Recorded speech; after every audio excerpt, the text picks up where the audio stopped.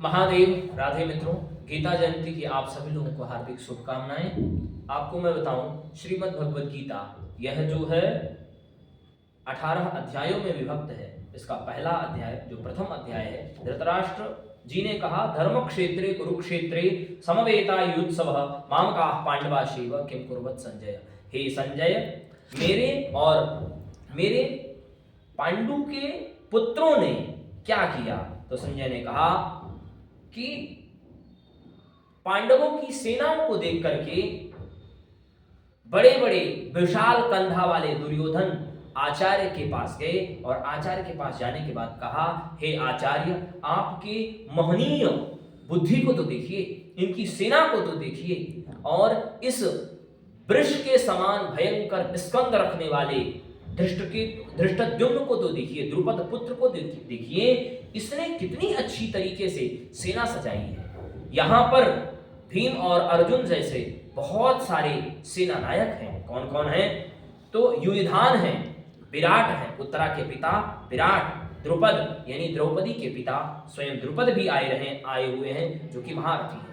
धृष्टकेतु वो तो स्वयं सेनापति है। चेकितान काशी के राजा, इन्होंने आपको बताऊं यह पौंड्रक का इन्होंने साथ दिया था और इनको तब फिर भगवान महादेव ने काशी से भगा दिया था। आज भी रामनगर में आज भी काशी के राजा का महल है। जो कुछ लोग ये कहते हैं शिव और कृष्ण में भेद, तो ऐसा नहीं करना चाहिए।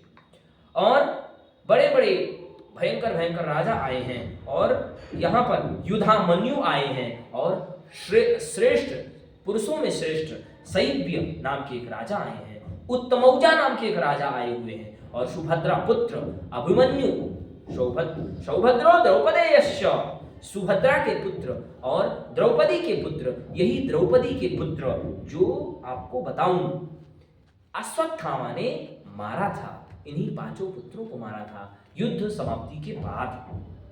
बहुत सारे महारथी आए हैं और इस दुर्योधन ने कहा हमारी तरफ से भी बहुत सारे योद्धागण हैं। भवान आप तो ही हैं, भीष्म भी हैं और कर्ण भी हैं, कृप भी हैं, समितिंजय भी हैं, अश्वत्थामा भी हैं, विकर्ण भी हैं। और यही जो विकर्ण थे, इन्होंने एकमात्र द्रौपदी का वस्त्र हरण हो रहा था, केवल एकमात्र इन्होंने ही, विकर्ण ने ही विरोध किया था, जो कि आपको बताऊं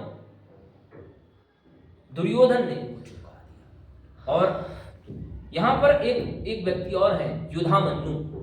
युधामन्यु के बारे में ये कहा जाता है ये भगवान के क्षेत्र में थे, भगवान की तरफ थे। कारण इसका ये था, युधामन्यु जो थे यह पांडवों के शत्रु खेमे से थे, यानी कि कौरवों के एक भाई थे, ऐसा कहा जाता है। इसका मैं पूरी तरीके से प्रमाण तो नहीं बता सकता हूँ, लेकिन ऐसा कहा जाता है कि सबसे पहले सुसाइड अगर किसी ने किया, सुसाइड अटेम्प्ट अगर किसी ने किया, तो युधामन्यु ने किया। एक बार की बात है, जब पूरा का पूरा कुनबा खत्म हो चुका था धृतराष्ट्र और गांधारी का, तो सभी के सभी गए और गांधारी के पास जब युधामन्यु गए तो गांधारी ने कहा कि आ गए सभी, तो युधामन्यु भी गए प्रणाम करने। युधामन्यु से कहा मैं तुम्हारे होने का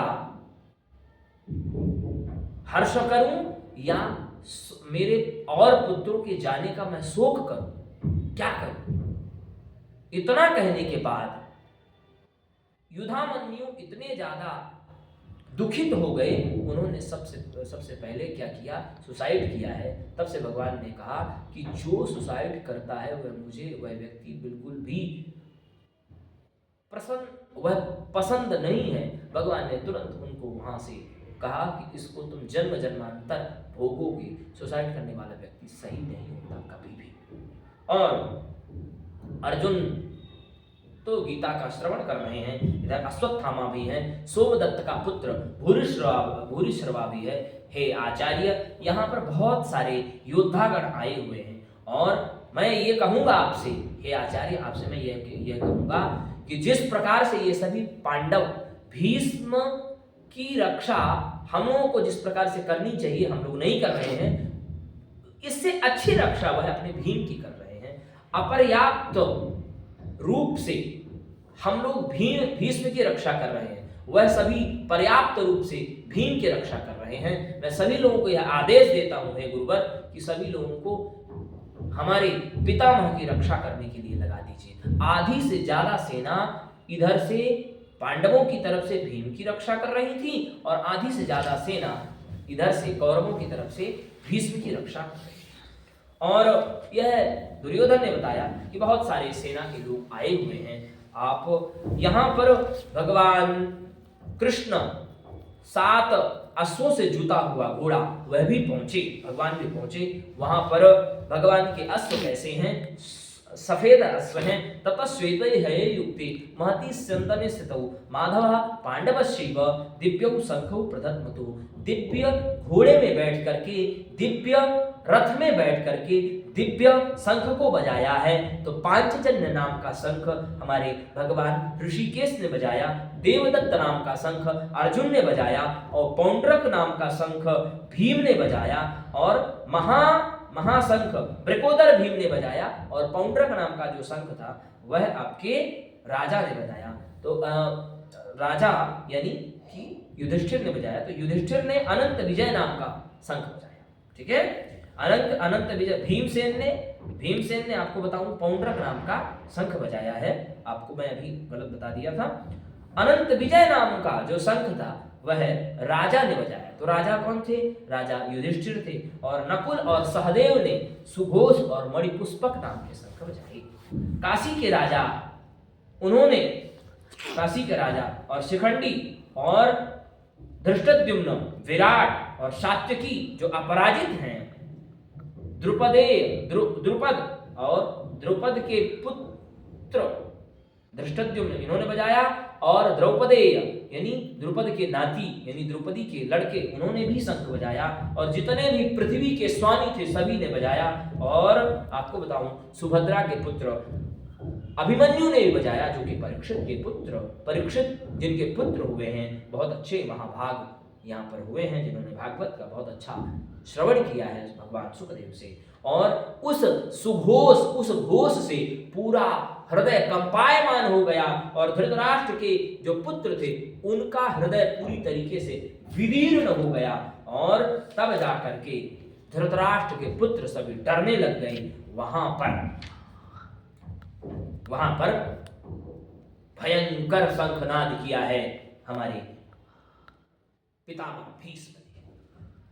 ऐसे लग रहा था कि जैसे शेर दहाड़ रहा हो। तो वहां पर फिर अर्जुन कुछ देर में अर्जुन कहते हैं भगवान से, हे प्रभु मेरे दोनों रथ को सेनयोरु भयोर मध्य रथम स्थापय मेच्युत। हे अच्युत, हे प्रभु मेरे रथ को आप अर्जुन के रथ को भगवान ने स्थापित किया है। किसके पास? दुर्योधन के रथ के सामने। तो दुर्योधन हंस रहा है, कह रहा अरे ये तो डर गया। लेकिन जो सज्जन पुरुष होता है वह डरता नहीं, थोड़ा सा मोह रहता है, कुछ देर के लिए उसको मोह सताने लगता है। तो भगवान से अर्जुन ने कहा कि मैं देखना चाहता हूं मुझसे युद्ध कौन कौन करने आया है। धृतराष्ट्र की तरफ से जितने दुर्बुद्धि राजा जो अधर्म का साथ दे रहे हैं कितने मूर्ख हैं। इस प्रकार से अर्जुन ने भगवान से कहा कि यहाँ तो मेरे आचार्य हैं, यहाँ तो मेरे पुत्र हैं, यहाँ तो मेरे भाई हैं, यहाँ तो मेरे पौत्र हैं, यहाँ मेरे सखा हैं, यहाँ मेरे ससुर हैं, यहाँ मेरे सुहृद हैं और यहाँ जितने भी हैं इन सभी को मैं जानता हूँ। हे प्रभु मुझे तो ऐसा लग रहा है, मैं क्या कहूँ, यहाँ तो देख करके मुझे बड़ा ही विषाद हो रहा है। अर्जुन कह रहे हैं कि मेरा शरीर जल रहा है और मेरा शरीर जल तो रहा ही है, साथ में मुंह भी सूख रहा है और शरीर जो है बेफतुष्य शरीरे में रोमहर्षस्य जायते। यह जो पूरा शरीर है बार बार रोम हर्षित होने लग जा रहा है डर के कारण।